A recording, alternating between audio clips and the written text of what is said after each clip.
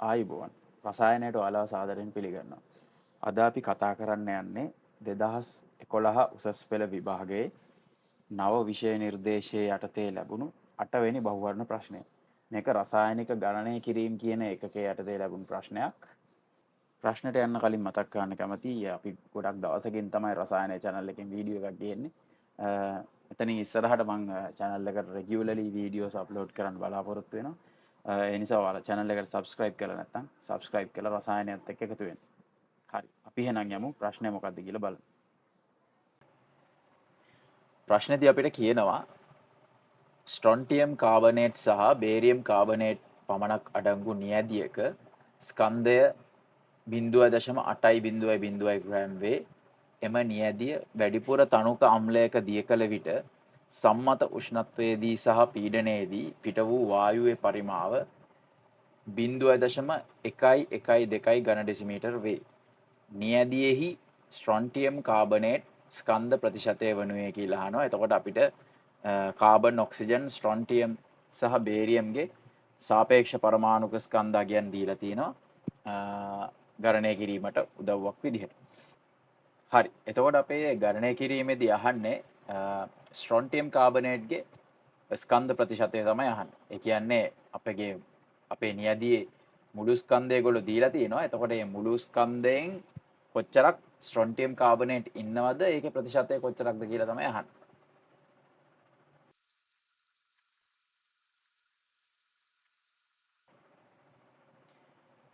එතකොට අපි ස්ට්‍රොන්ටියම් කාබනේට් ස්කන්ධ ප්‍රතිශතය හොයාගන්න නම් අපිට සාම්පලයේ මුළු ස්කන්ධය තියෙන්න ඕනේ. ස්ට්‍රොන්ටියම් කාබනේට්ගේ ස්කන්ධය තියෙන්න ඕනේ. මේ දත්ත දෙක අපිට දීලා තියෙනවා නම් අපිට ස්ට්‍රොන්ටියම් කාබනේට්ගේ ස්කන්ධ ප්‍රතිශතය හොයාගන්න පුළුවන්. දැන් අපිට සාම්පල් එකේ මුළු ස්කන්ධය දීලා තියෙනවා දත්තයක් විදියට 0.8 ග්‍රෑම් කියලා. එතකොට අපි ස්ට්‍රොන්ටියම් කාබනේට්ගේ ස්කන්ධය හොයාගත්තා නම් අපිට පුළුවන් ස්ට්‍රොන්ටියම් කාබනේට්ගේ ස්කන්ධ ප්‍රතිශතය බොහොම ලේසියෙන් හොයාගන්න. හරි.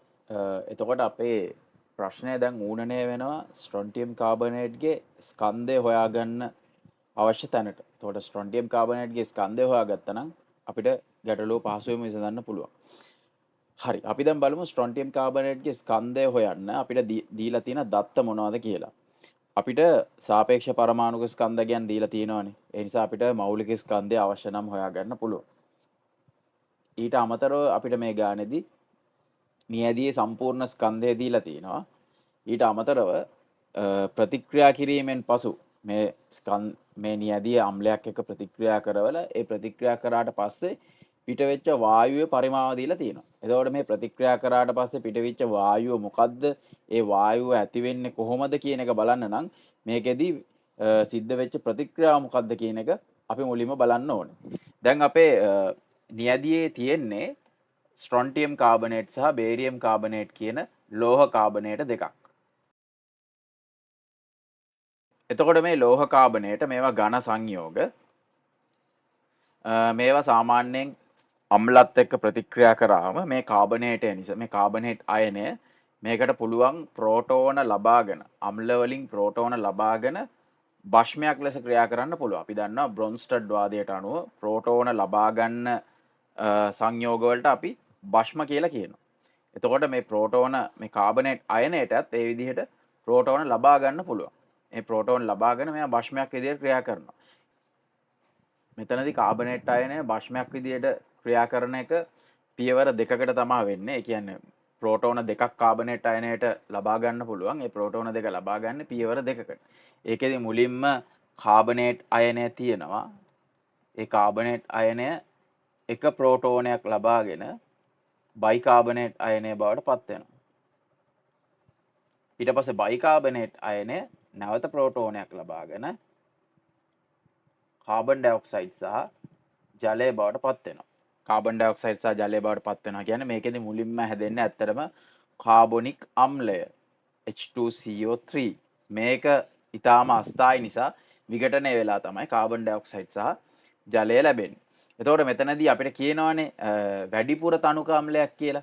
වැඩිපුර තනුක අම්ලයක් කියන කතාවෙන් අපිට අදහස් වෙන්නේ මේ ප්‍රතික්‍රියාව සම්පූර්ණයෙන්ම වෙන්න අවශ්‍ය ප්‍රමාණයටම අම්ලය මෙතනදී සපයලා තියෙනවා. ඒ කියන්නේ මේ පියවර දෙකම ඉවර වුණාට පස්සේ තමයි ප්‍රතික්‍රියාව ඉවර වෙන්නේ. ඒ කියන්නේ කාබනේට් අයනය සම්පූර්ණයෙන් කාබන් ඩයොක්සයිඩ් සහ ජලය බවට පත් වෙනවා. එතකොට ඒක මේ ස්ට්‍රොන්ටියම් කාබනේට් ගෙත් වෙනවා, බේරියම් කාබනේට් ගෙත් වෙනවා. මෙතනදී ලොකුවට වැදගත් වෙන්නේ නැහැ ස්ට්‍රොන්ටියම්ද බේරියම්ද කියන එක. කාබනේට් අයනය තියෙනවා නම් ඒක අනිවාර්යෙන්ම අම්ලය හමුවේ කාබන් ඩයොක්සයිඩ් සහ ජලය බවට පත් වෙනවා. එතකොට ස්ට්‍රොන්ටියම් කාබනේට් හයිඩ්‍රජන් අයන දෙකක් ලබාගෙන ස්ට්‍රොන්ටියම් ධන දෙක අයනයටත් කාබන් ඩයොක්සයිඩ් සහ ජලය බවටත් පත් වෙනවා. අනිත් අතර බේරියම් කාබනේටුත් හයිඩ්‍රජන් අයන දෙකක් ලබාගෙන බේරියම් ධන දෙක අයනය බවටත් කාබන් ඩයොක්සයිඩ් සහ ජලය බවටත් පත් වෙනවා. එතකොට මම මේ ස්ට්‍රොන්ටියම් ධන දෙක බේරියම් ධන දෙක කියලා ලිව්වේ මම දන්නේ නැහැ මෙතනදී පාවිච්චි කරපු අම්ලය මොකක්ද කියලා. අම්ලය දැනගත්තොත් තමයි අපි මේක ස්ට්‍රොන්ටියම් ක්ලෝරයිඩ් වෙනවද බේරියම් ක්ලෝරයිඩ් වෙනවද ස්ට්‍රොන්ටියම් සල්ෆේට් වෙනවද බේරියම් සල්ෆේට් වෙනවද කියලා දන්නේ අපි මෙතනදී පාවිච්චි කරපු අම්ලය දන්නවා නම් තමයි. ඒ කියන්නේ දැන් මෙතන කියලා තියෙන්නේ වැඩිපුර තනුක අම්ලයක් කියලා. එතකොට අපිට කියලා නැහැ මොන අම්ලයද මෙතන දීලා තියෙන්නේ කියලා. ඇත්තටම ගාන හදද්දී අපිට අම්ලය මොකක්ද කියන එක වැදගත් වෙන්නේත් නැහැ. ඒ නිසා තමයි මම මේ විදිහට මෙතනදී හයිඩ්‍රජන් අයන විතරක් පාවිච්චි කරලා ලියලා හැදෙන ඵලයට මේ කැටායන දෙක විතරක් ලිව්වේ ස්ට්‍රොන්ටියම් ධන දෙක අයනයි බේරියම් ධන දෙක අයනයි. මොකද මම දන්නේ නැහැ මොන අම්ලයේද පාවිච්චි කරේ කියලා. උදාහරණයක් විදිහට මෙතනදී පාවිච්චි කරලා තිබෙ හයිඩ්‍රොක්ලෝරික් අම්ලය නම් අපිට මෙතනට 2යි HCl දාලා මෙතනට ස්ට්‍රොන්ටියම් ක්ලෝරයිඩ් දාන්න පුළුවන්. ඒ වගේම මෙතනට බේරියම් ක්ලෝරයිඩ් දාන්නත් පුළුවන්. නමුත් මෙතනදී අපි දන්නේ නැති නිසා තමයි මේ විදිහට මම ප්‍රතික්‍රියාව ලියාගත්තේ. ඒක ප්‍රමාණවත් මේ ගාන හදන්න. හරි. දැන් අපිට මේ ගානේදී දත්තයක් විදිහට පිටවෙච්ච වායුවේ පරිමාව දීලා තියෙනවා. ඒ කියන්නේ මේ පිටවෙච්ච මුළු කාබන් ඩයොක්සයිඩ් වායුවේ පරිමාව අපිට දීලා තියෙනවා දත්තයක් විදිහට 0.112 ඝන ඩෙසිමීටර් කියලා. දැන් මේ අගේ පාවිච්චි කරලා අපිට පුළුවන් මේ පිටවෙච්ච කාබන් ඩයොක්සයිඩ් මවුල ප්‍රමාණය හොයාගන්න.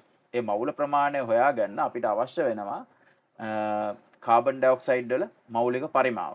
එතකොට අපි වායු පාඩමේදී ඉගෙනගෙන තියෙනවා සම්මත උෂ්ණත්වයේදී හා පීඩනයේදී වායුවක මෞලික පරිමාව 22.4යි ඝන ඩෙසිමීටර් මවුලයට කියලා. නමුත් මේ අගය ගානේදී දත්තයක් විදිහට දීලා නැහැ. හරිනම් ඒක දත්තයක් විදිහට දෙන්න ඕනේ. නමුත් ගානේදී දත්තයක් විදිහට ඒ අගේ දීලා නැහැ. ඒගොල්ලෝ කියලා තින්නේ සම්මත උෂ්ණත්වයේදී හා පීඩනයේදී වායුවේ පරිමාව මැන්න කියලා විතරයි. ගානේ මෞලික පරිමාවය දත්තයක් විදිහට දීලා නැහැ. නමුත් දත්තයක් විදිහට දීලා නැතත් අපිට ඒ අගේ පාවිච්චි කරන්න වෙනවා ගාන ඉස්සරහට හදන්න නම්. සාමාන්‍යයෙන් අපිට බහුවර්ණ ප්‍රශ්න පත්‍රය පටන් ගන්නකොටත් ඒගොල්ලෝ දත්ත කිහිපයක් ලබා දෙනවා අපිට ගණන් හදන්න උවමනා වෙන අවගාඩ්‍රෝ නියතය වගේ ඒවා.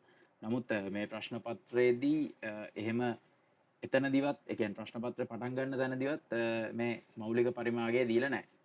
ඒ කොහොම වුණත් අපිට මේ අගේ පාවිච්චි කරන්න වෙනවා මේ ගාන හදන්න නම්. එතකොට මේ පරිමාගයයි මේ මෞලික පරිමාගයයි පාවිච්චි කරලා අපිට පිටවෙච්ච මුළු කාබන් ඩයොක්සයිඩ් මෞල ප්‍රමාණය හොයාගන්න පුළුවන්.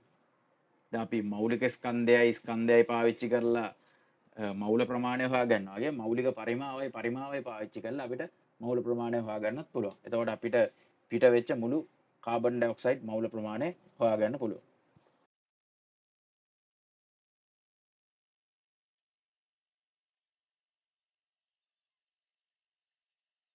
හරි. එතකොට අපිට මේ පිටවෙච්ච CO2 වායු මෞල ප්‍රමාණය හොයාගන්න පුළුවන් 5යි 10 ඍණ 3ක් විදිහට මෞලික පරිමාගය පාවිච්චි කරලා. එතකොට ප්‍රතික්‍රියා සමීකරණ දෙක දිහා බැලුවම අපිට පේනවා මේවා අතර අනුපාතය ස්ට්‍රොන්ටියම් කාබනේට් සහ කාබන් ඩයොක්සයිඩ් අතර අනුපාතය 1:1යි. බේරියම් කාබනේට් සහ කාබන් ඩයොක්සයිඩ් අතර අනුපාතයත් 1:1යි.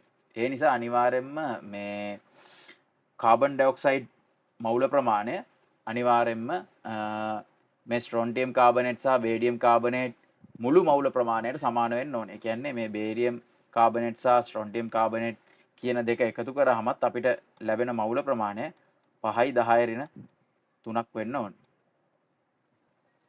ඒක වෙන විදිහකට අපි කිව්වොත් එහෙම හිතන්න ස්ට්‍රොන්ටියම් කාබනේට් x ප්‍රමාණයක් තියෙනවා. එහෙනම් අනිවාර්යෙන් ස්ට්‍රොන්ටියම් කාබනේට් විසින් කාබන් ඩයොක්සයිඩ් x මවුල ප්‍රමාණයක් ලබා දෙනවා.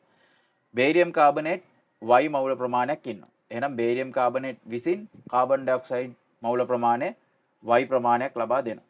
එතකොට කාබන් ඩයොක්සයිඩ් මවුල ප්‍රමාණය වෙන්නේ x ධන y. ඒ වගේම ස්ට්‍රොන්ටියම් කාබනේට් සහ බේරියම් කාබනේට් වල මුළු මවුල ප්‍රමාණය වෙන්නේ x ධන y. ඔන්න ඔය තර්කයෙන් තමයි අපි පිටවෙච්ච මුළු කාබන් ඩයොක්සයිඩ් මවුල ප්‍රමාණය ආරම්භයේදී නියැදියේ තිබ්බ මුළු ස්ට්‍රොන්ටියම් කාබනේට් සහ බේරියම් කාබනේට් මවුල ප්‍රමාණයට සමානයි කියලා ගන්න. හරි. එතකොට අපිට ලැබෙනවා ස්ට්‍රොන්ටියම් කාබනේට් සහ බේරියම් කාබනේට්ගේ මුළු මවුල ප්‍රමාණය 5යි 10 ඍණ 3යි කියලා. හරි. දැන් අපිට අවශ්‍ය වෙන්නේ ස්ට්‍රොන්ටියම් කාබනේට්ගේ ස්කන්ධය.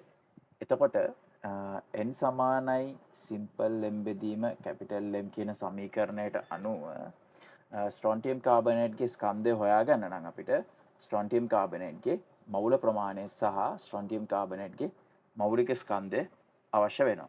අපි එහෙනම් ස්ට්‍රොන්ටියම් කාබනේට්ට මේ සමීකරණය ආදේශ කරලා බලමු.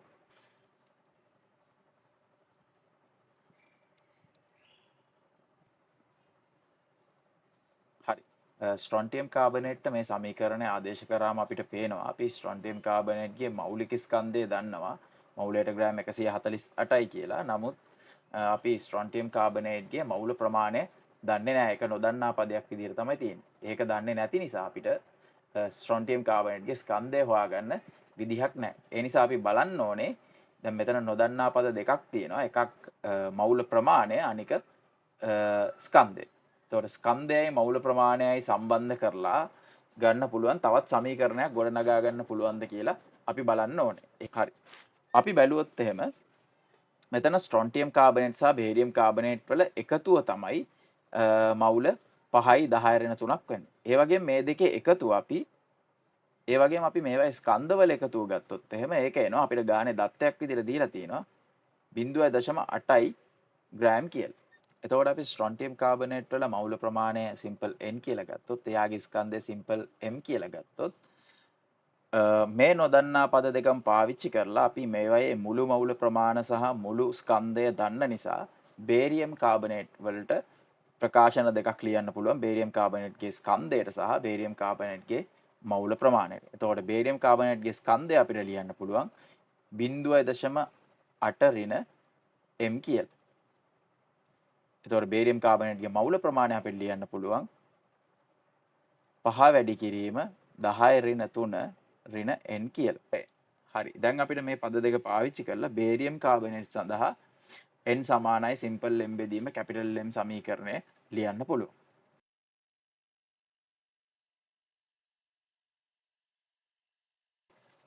හරි. එතකොට බේරියම් කාබනේට්ගේ මවුල ප්‍රමාණය තමයි 5යි 10 ඍණ 3 ඍණ n කියන එක. බේරියම් කාබනේට්ගේ ස්කන්ධය තමයි 0.8 ඍණ m කියන එක. එතකොට බේරියම් කාබනේට්ගේ මෞලික ස්කන්ධය අපිට සාපේක්ෂ පරමාණුක ස්කන්ධය ඇසුරෙන් හොයාගන්න පුළුවන් 197යි කියලා. එතකොට අපිට මේ සමීකරණය ගන්න පුළුවන් 1 කියලා ස්ට්‍රොන්ටියම් කාබනේට් සඳහා ලියපු සමීකරණය. මේ සමීකරණය ගන්න පුළුවන් 2 කියලා. මේ බේරියම් කාබනේට් සඳහා ලියපු සමීකරණය. දැන් අපිට මේ සමීකරණ දෙක බැලුවම පේනවා මේ සමීකරණ දෙකේ වම් පැත්තේ n සහ ධන n සහ ඍණ n ඉන්නවා. එතකොට මේ සමීකරණ දෙක එකතු කළොත් එහෙම ධන n ට ඍණ n කැපිලා ගිහිල්ලා අපිට සිම්පල් m ව උක්ත කරගෙන සිම්පල් m සඳහා අගයක් ලබා ගන්න පුළුවන්. එතකොට අපිට n වල අගය හොයන්නේ නැතිවම සිම්පල් m ගේ අගය හොයාගන්න පුළුවන්. මොකද අපිට මෙතනදී ස්කන්ධ ප්‍රතිශතය සඳහා අවශ්‍ය වෙන්නේ සිම්පල් m වල අගය. සිම්පල් m කියන්නේ ස්ට්‍රොන්ටියම් කාබනේට්ගේ ස්කන්ධය. එතකොට ස්ට්‍රොන්ටියම් කාබනේට්ගේ ස්කන්ධය අපි දන්නවා නම් අපි නියදියේ මුළු ස්කන්ධය දන්න නිසා අපිට ස්කන්ධ ප්‍රතිශතය හොයාගන්න පුළුවන්. එහෙනම් අපි මේ සමීකරණ දෙක එකතු කරලා සිම්පල් m වල අගය හොයාගමු.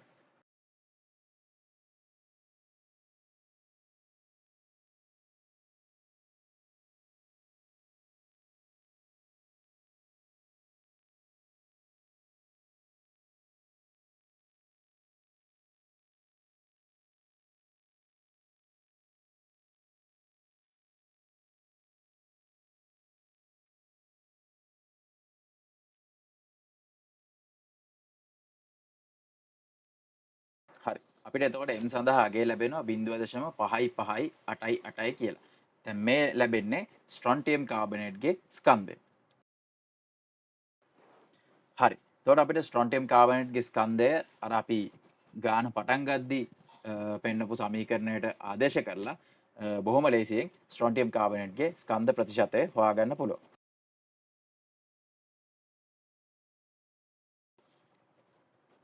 එතකොට ස්ට්‍රොන්ටියම් කාබනේට්ගේ මුළු ස්කන්ධය වෙන්නේ අපිට දත්තයක් විදිහට දීලා තියෙනවා 0.8 ග්‍රෑම්.